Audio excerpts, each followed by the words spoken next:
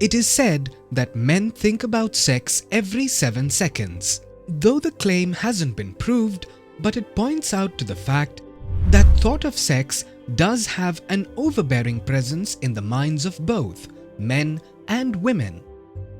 How far does the so-called irrational, irrepressible, and unrelenting force of sexual energy influence our minds?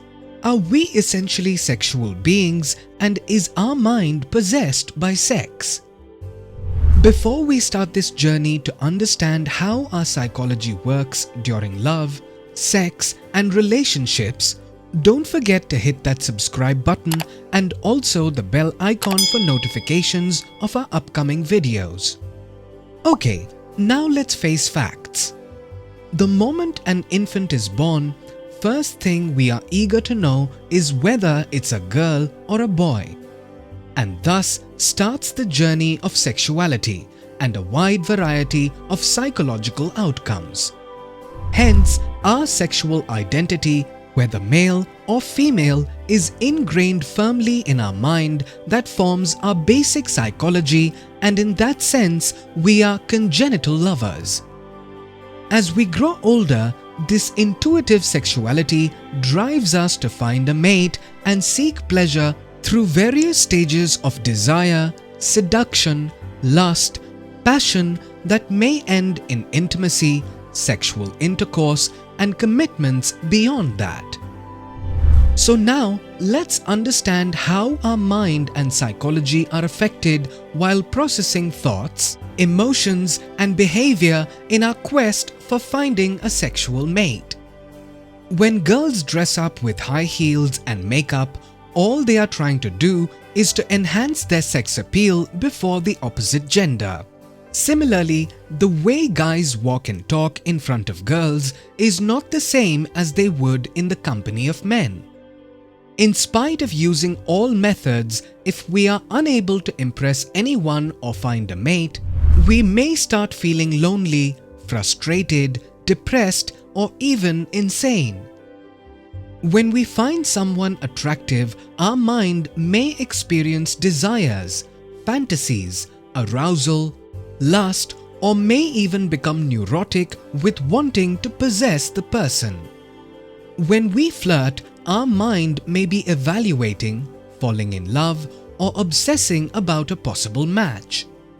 Such obsessions may lead to wooing, where people can even risk their lives with unthinkable daredevilry and heroism that might lead to injuries or even death.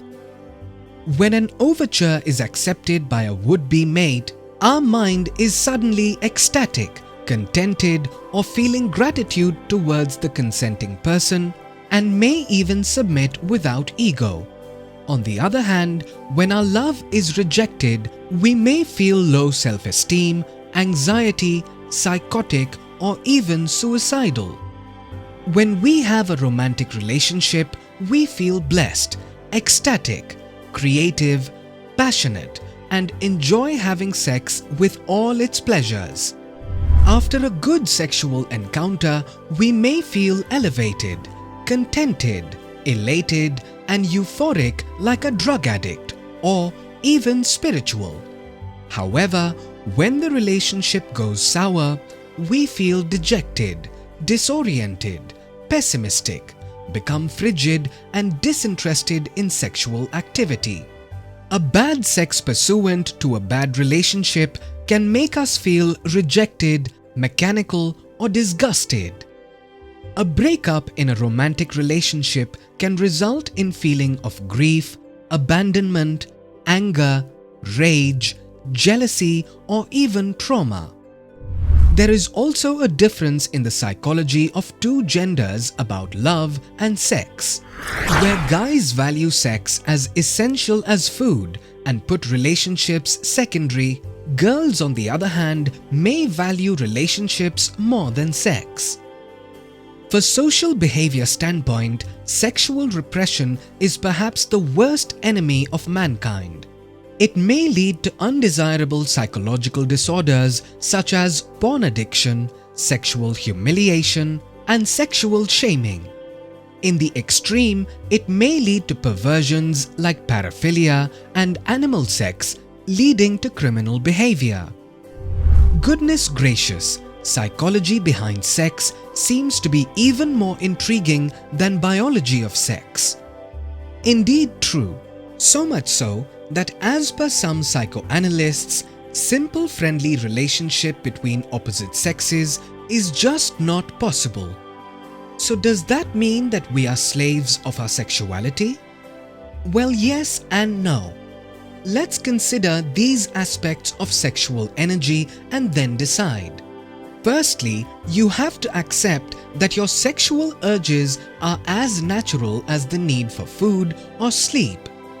Secondly, you must understand that repression of sexual energy will invariably reflect in severe psychological disorders, resulting in perverted behavior or even crimes. Thirdly, you should realize that sex is a bilateral act and therefore consent of the other partner is morally and legally a must.